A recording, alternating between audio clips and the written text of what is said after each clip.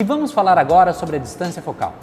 Como eu disse, muitas vezes o fotógrafo ele precisa ficar longe da atividade esportiva, porque ele pode atrapalhar o atleta ou porque é inviável mesmo. Como por exemplo, quando você vai fotografar um surfista numa onda, você tem que ficar na praia, longe dele.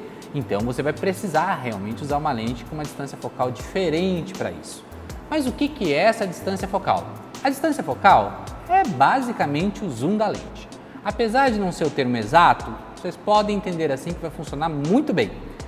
Esse anelzão que tem na maioria das lentes que mudam a distância focal, são essas lentes que dão zoom, esse anel é o anel de distância focal, é o anel que dá zoom. Por via de regra, para ficar mais fácil de entender, é o que? Enquanto menor o número da distância focal, maior o ângulo que a imagem vai aparecer, ok? E enquanto maior for esse número, menor o ângulo, mais apertadinho. Então, se você precisa, por exemplo, fotografar um surfista numa onda, você vai precisar de uma lente com uma distância focal muito longa, com um número muito grande de milímetros, tá? Então, isso é que você precisa. Aqui eu estou então com uma câmera que está com a lentezinha do kit, que é a 18-55. Essa lente do kit é uma lente excelente, porém ela tem uma limitação muito importante. Qual que é a limitação dela? Ela só chega até 55 milímetros. A distância focal dela não é tão apertada assim. Vou fazer duas fotos, uma em 18 e outra em 55, para a gente ver a diferença da distância focal.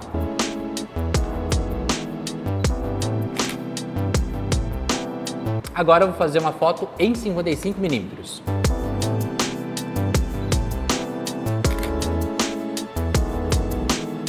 Então a gente vê essa diferença de ângulo de visão que eu consigo fotografar. Quando eu estou em 18 eu pego um ângulo muito maior e quando eu estou em 55 eu pego um ângulo muito mais apertado, menor.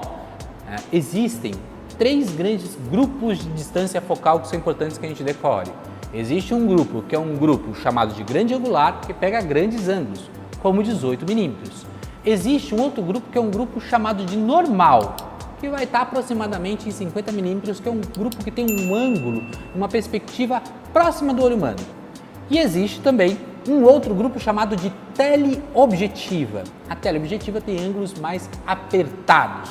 Eu trouxe aqui uma teleobjetiva que é mais acessível de ser comprada, uma 75-300 da Canon, tá? É uma lente que hoje em dia ela deve estar num custo muito próximo de 700, 800 reais, tá?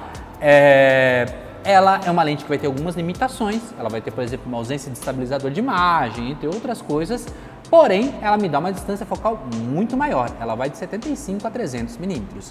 Esta lente é uma teleobjetiva, tudo bem? Ela é ótima para fazer fotografia de pássaros, para fazer fotografia, sabe, de natureza, de objetos distantes, para fazer fotografia de esporte, é uma lente muito boa. Eu vou trocar as lentes agora e vou mostrar de fazer agora outras fotos em 75, em 135 milímetros e em 300 milímetros. Tudo bem? Vamos lá, deixa eu trocar aqui rapidinho.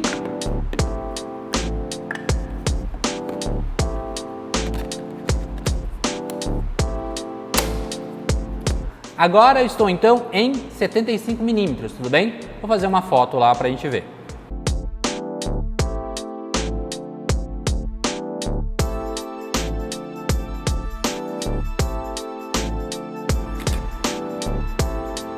Ótimo, agora eu vou fazer uma foto em 135 milímetros.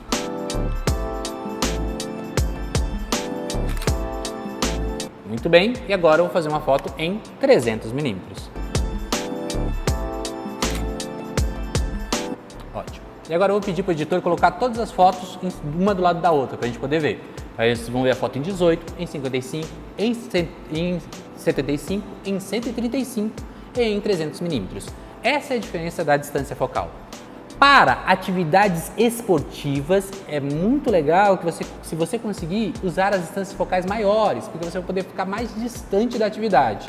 Novamente, em várias delas você não vai poder ficar perto. Você não tem como entrar num campo de futebol para fotografar o cara batendo pênalti. Você vai ter que estar fora do campo. Então, você precisa, nesse caso, usar lentes que tenham distâncias focais maiores, que tenham zooms mais apertados, que enxerguem ângulos menores.